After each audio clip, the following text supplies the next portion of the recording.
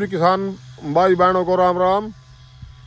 आज 8 जनवरी दिन वीरवार 2026 और मौसम बहुत अच्छा बन गया है। देखो धूप निकल गई, सूरज निकल रहा है, बहुत अच्छी धूप है। जो कई दिन के बाद धूप निकली, बीच बीच में कल भी निकली थी वैसे 1 घंटा, पर आज थोड़ा अच्छी निकली धूप। और उससे पहले कई दिन तक धूप नहीं निकली थी। अब मौसम खुल गया, अब धूप ज़्यादा निकलने की उम्मीद है कल को भी आने वाले टाइम में। और टेम्परेचर भी थोड़ा ज़्यादा हो गया कल से, तो गर्म हो गया टेम्परेचर। इसीलिए हमने जैसे आपको पहले बताया था भी खरपतवार का कंट्रोल करना भी बहुत ज़रूरी है इन महीनों में। इसके बाद जैसे ही टेम्परेचर ज़्यादा बढ़ेगा तो एकदम खरपतवार पूरा विकसित होएगा अगर उसको कंट्रोल में रखेंगे हम पहले। वो अब दिखाया भी था हमने, और उसमें दवाई डाली थी जो आपको स्क्रीन पर आपने इससे पहले वाली मूवी में देखी होगी। और जो दवाई डाली उसका रिजल्ट भी ठीक आया, अच्छी तरीके से पानी लगाया और ठीक रिजल्ट आया। कुछ गिने चुने मतलब खरपतवार हैं जो उससे लगभग ख़त्म ही हो जाते हैं, कोई एक आधा ही गिने चुने खरपतवार है जो नहीं ख़त्म होता, तो उससे बहुत ही अच्छा रहा है। तो बताया ही था हमने आपको, जिससे ताकि लेबर कम आएगी, वो बाकी हाथ से निकाल देंगे जो रह जाएगा कोई मोटा वाला कबाड़, लंबी जड़ वाला, जैसे उस दिन दिखाया था हमने आपको। तो इसलिए अब मौसम खुल गया है खरपतवार की तो चलो हमने दवाई डाल दी थी, आपको बताया था खरपतवार तो अब 1 महीने के लिए तो आराम है। तो अब मौसम खुलने के तुरंत बाद हम ये अपना फंगीसाइड और कीटनाशक और ये स्प्रे करवा रहे हैं, क्योंकि 17 दिन हो गए थे हमने इसके स्प्रे करे ने। 17 दिन के लगभग हो गए थे इसके जब स्प्रे करा फंगीसाइड का और कैल्शियम और उसका अपना 12-61 वगैरह का। तो लहसुन में 15-16 दिन के बाद या 17 दिन के बाद फंगीसाइड का स्प्रे हो ही जाना चाहिए हमारे यहाँ के टेम्परेचर के हिसाब से। तो अब जैसे गर्म हो गया, गर्म होने पर तुरंत अटैक करेगा इसमें फंगस, इसलिए हम आज इसमें स्प्रे करवा रहे हैं। और ये आप देख रहे होंगे सामने वो सब स्प्रे करने वालों को, उधर दिखा भाई वो स्प्रे ये घूम रहे हैं 4 बंदे, पूरा युद्ध स्तर पर काम चल रहा है। और ये चार बंदे हैं, 4 बंदे एक घंटे में लगभग 2-2.5 किलो का कर देते हैं, 2-2.5 एकड़, बहुत स्पीड है इनकी। तो इसलिए आपके भी वहाँ जहाँ भी जो भाई मौसम खुल गया होगा, धूप निकल गई होगी, तो स्प्रे करने की कोशिश करें ताकि किसी भी प्रकार की बीमारी ना आए लहसुन में। नहीं तो टेम्परेचर होने के बाद जब बीमारी ज़्यादा हो जाए फिर वो पीछा भी हट जाएगी और वो दवाई भी फिर ज़्यादा स्ट्रॉन्ग डालनी पड़ेगी और मतलब लहसुन में ग्रोथ में बाधा बनेगी वहाँ। तो इसलिए एडवांस में ही बस इसका फंगीसाइड और कीटनाशक, जैसे ये फंगीसाइड हम ये कर रहे हैं, ये देखो ये इसमें हम 250 ml प्रति एकड़ गिर रहे, किसी भी कंपनी की ले हो, अच्छी ले लो, तो 250 ml के ये हम डाल रहे हैं इसमें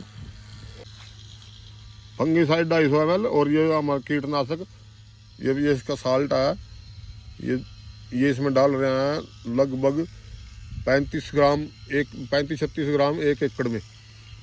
ये 2 किलो की एक शीशी है, क्योंकि आजकल थ्रिप्स का पूरा अटैक होने वाला है और थ्रिप्स को कंट्रोल करने के लिए ये बहुत अच्छी दवाई है, तो ये ज़रूर मिलाएं। तो इसके बावजूद आप अपने लहसुन के मुताबिक देख लेना, अगर कोई उसमें मतलब किसी प्रकार की ग्रोथ प्रमोटर की ज़रूरत है तो डाल लें, नहीं तो ये दवाइयाँ तो ज़रूर डाल लें। और इसमें थोड़ा ये सिलिकॉन बेसिस, ये जो आप हमारे यहाँ इसको सिलिकॉन बेसिस गूंद भी कह देते हैं, ये देखो किसी भी कंपनी का अच्छा सिलिकॉन बेसिस होना चाहिए।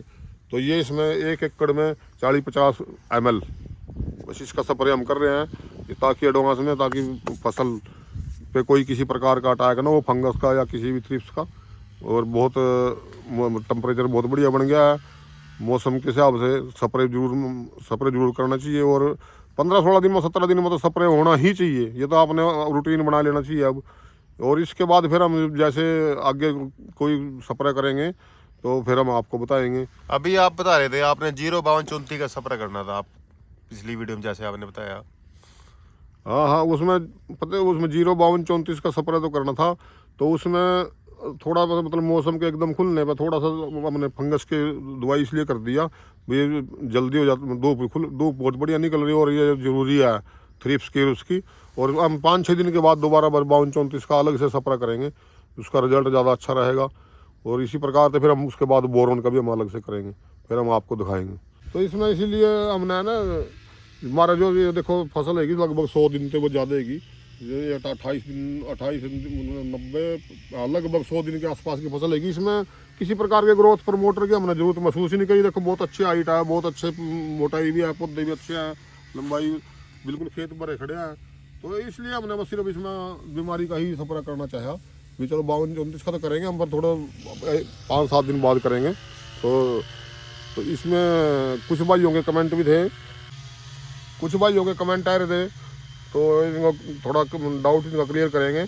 जैसे हमारा गुरशरण सिंह है भाई, इसने पूछा भी 0050 के साथ कीटनाशक मिला सकते हैं? बिल्कुल मिला सका, कोई दिक्कत नहीं है। और बोरन भी मिला सकते हैं इसके साथ, कीटनाशक के साथ कोई परेशानी नहीं है इसमें।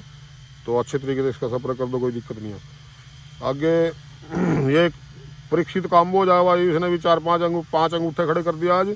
मेहरबानी, धन्यवाद बहुत। आगे भाई आएगा बहादुर सिंह, आएगा परमार, बहुत बहुत धन्यवाद भाई साहब, ऐसी जानकारी देते रहिए। बिल्कुल देते रहेंगे जानकारी, कोई दिक्कत नहीं है। इससे हमारा भी फायदा है, जानकारी देने में हमारा भी ज्ञान भी बढ़ा और एक्सपीरियंस भी बढ़ता है। और किसी न किसी के भाई का फायदा हो जाए वो सबसे अच्छे धर्म का काम है। क्योंकि काम के साथ साथ जैसे खुराना जी कह रहे हैं धर्म का काम भी करना चाहिए। तो ये धर्म का काम बहुत ज़रूरी है, ताकि जो अनट्रेंड हैं, जो नए फार्मर हैं, इस फसल के बारे में हमें जानकारी प्राप्त करके अपनी फसल बढ़िया तरीके से पैदा करेंगे और हमारे को भलाई का कार्य का श्रेय भी मिलेगा। तो एक भाई गुजरात से है भाई, धन्यवाद यार, बहुत अच्छी जानकारी देते हुए कह रहा। और ये एक भाई है हमारा भाई शंकर दाकड़, सर हमारे यहाँ लहसुन पीली पड़ रही है, सुपर शंकर। पीली तो पड़ती नहीं है, इसमें तो फंगस और कीटनाशक के ही कारण पीली पड़ सका, फंगस और थ्रिप्स के कारण। उसमें फंगस के अच्छा से स्प्रे करो अच्छी कंपनी का, और कीटनाशक दवाई डाल लो, बिल्कुल ठीक हो जाएगी। और पानी ज़्यादा नहीं देना, अगर ज़्यादा पानी नमी के कारण भी इसमें पीली पड़ जाती है। बस ये 2 ही कारण है इसके, और कुछ नहीं है। यानी हमारे यहाँ बिल्कुल काली फसल खड़ी आप देख रहे हैं, और आपके भी वहाँ से फोटो हमारा राजस्थान की बहुत अच्छी फसल खड़ी। नमी वाले खेतों में जहाँ ज़्यादा बारिश हुई है वहीं काले पीलेपन की शिकायत है, तो इसमें स्प्रे से दूर हो जाएगी। तो सर कैल्शियम नाइट्रेट का स्प्रे 95 दिन, ये तो पहले ही कर देना चाहिए था। अब कैल्शियम कर सका हम, इसमें नाइट्रेट की तो ज़्यादा जरूरत नहीं है, पर करो कैल्शियम नाइट्रेट भी कर सकते हैं, या कैल्शियम जो आरा वगैरह क्या उनको लिक्विड है उसको कर सकते हैं हम, कोई परेशानी नहीं है इसमें। तो ये इस प्रकार से 2-3 भाइयों ने और पीड़ेपन के बारे में पूछ रखा।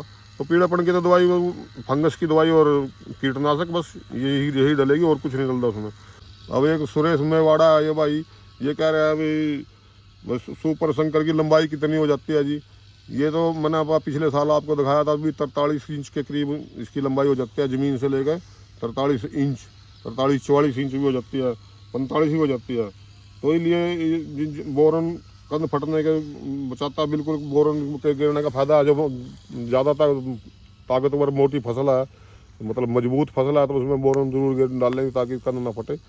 और सभी भाइयों से एक रिक्वेस्ट है कि अपने एरिया के बारे में ज़रूर बताएं भी सुपर शंकर लहसुन कितनी है। बाहर जैसे राजस्थान, MP और आप जैसे गुजरात से भी कमेंट आ रहे, तो भी सुपर शंकर कितने % लहसुन आपके वहाँ इस बार होगी। या जैसे हम मतलब इस प्रकार से आपने आंकड़ा देना है भी, जैसे आपके गांव में अगर 100 एकड़ ज़मीन में लहसुन लगी हुई है, तो सुपर शंकर कितने % होगी, ताकि मतलब ये पता लगे भी कितनी सुपर शंकर फैलेगी आपकी तरफ।